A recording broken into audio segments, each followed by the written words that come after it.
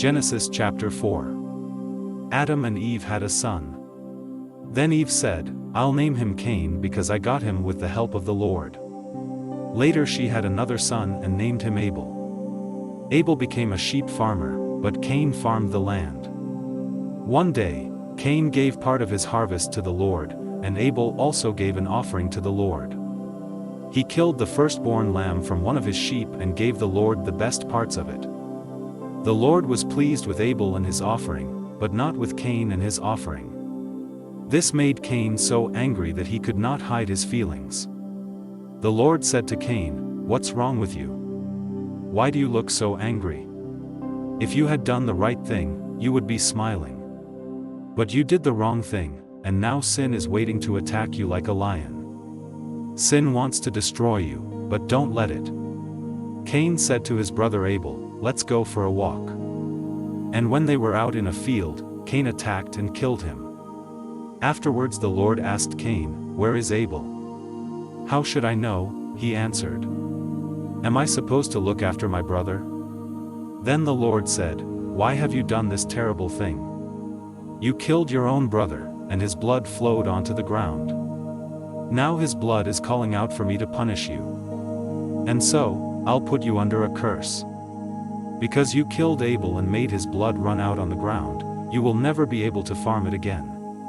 When you try to farm the land, it won't produce anything for you. From now on, you'll be without a home, and you'll spend the rest of your life wandering from place to place. This punishment is too hard." Cain said, "You're making me leave my home and live far from you. I will have to wander about without a home, and just anyone could kill me." "No," the Lord answered. "Anyone who kills you will be punished 7 times worse than I am punishing you." So the Lord put a mark on Cain to warn everyone not to kill him. But Cain had to go far from the Lord and live in the land of wandering, which is east of Eden. Later, Cain and his wife had a son named Enoch. At the time Cain was building a town, and so he named it Enoch after his son. Then Enoch had a son named Irad, who had a son named Mehujael, who had a son named Methuselah, who had a son named Lamech. Lamech married Adah, then Zillah. Lamech and Adah had 2 sons, Jabal and Jubal. Their son Jabal was the first to live in tents and raise sheep and goats. Jubal was the first to play harps and flutes. Lamech and Adah had 2 sons, Jabal and Jubal. Their son Jabal was the first to live in tents and raise sheep and goats. Jubal was the first to play harps and flutes. Lamech and Zillah had a son named Tubal-Cain who made tools out of bronze and iron. They also had a daughter, whose name was Naamah. One day, Lamech said to his 2 wives, "A young man wounded me, and I killed him. Anyone who tries to get even with me will be punished 10 times more than anyone who tries to get even with Cain." Adam and his wife had another son. They named him Seth, because they said, "God has given us a son to take the place of Abel, who was killed by his brother Cain." Later, Seth had a son and named him Enosh. About this time people started worshiping the Lord. Genesis chapter 5. God created men and women to be like himself. He gave them his blessing and called them human beings. The following is a list of the descendants of Adam, the first man. God created men and women to be like himself. He gave them his blessing and called them human beings. The following is a list of the descendants of Adam, the first man. When Adam was 130, he had a son who was just like him, and he named him Seth. Adam had more children. When Adam was 130, he had a son who was just like him, and he named him Seth. Adam had more children and died at the age of 930. When Seth was 105, he had a son named Enosh. Seth had more children and died at the age of 912. When Enosh was 90, he had a son named Kenan. Enosh had more children and died at the age of 905. When Kenan was 70, he had a son named Mahalalel. Kenan had more children and died at the age of 910. When Mahalalel was 65, he had a son named Jared. Mahalalel had more children and died at the age of 895. When Jared was 162, he had a son named Enoch. Jared had more children and died at the age of 962. When Enoch was 65, he had a son named Methuselah, and during the next 300 years he had more children. Enoch truly loved God, and God took him away at the age of 365. And God took him away at the age of 365. When Methuselah was 187, he had a son named Lamech. Methuselah had more children and died at the age of 969.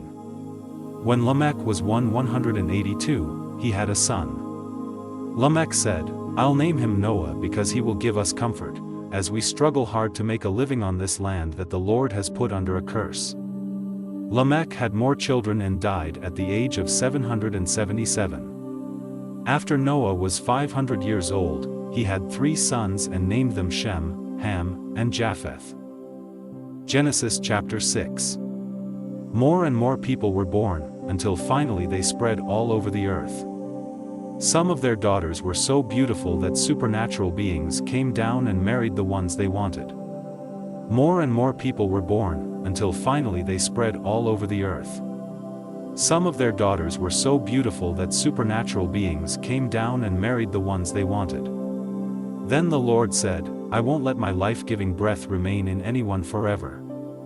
No one will live for more than 120 years. The children of the supernatural beings who had married these women became famous heroes and warriors. They were called Nephilim and lived on the earth at that time and even later. The Lord saw how bad the people on earth were and that everything they thought and planned was evil. He was sorry that he had made them, and he said, "I'm going to destroy every person on earth. I'll even wipe out animals, birds, and reptiles.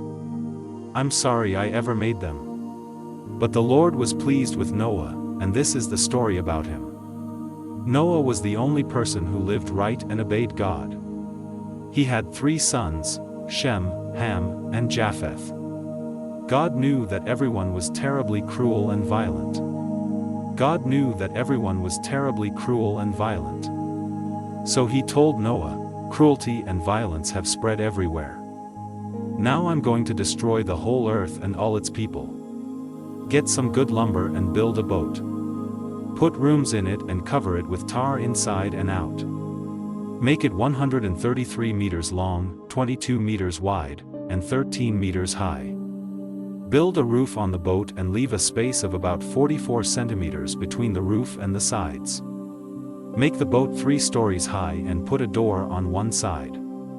I'm going to send a flood that will destroy everything that breathes. Nothing will be left alive. But I solemnly promise that you, your wife, your sons, and your daughters-in-law will be kept safe in the boat. Take into the boat with you a male and a female of every kind of animal and bird, as well as a male and a female of every reptile. I don't want them to be destroyed. Take into the boat with you a male and a female of every kind of animal and bird, as well as a male and a female of every reptile.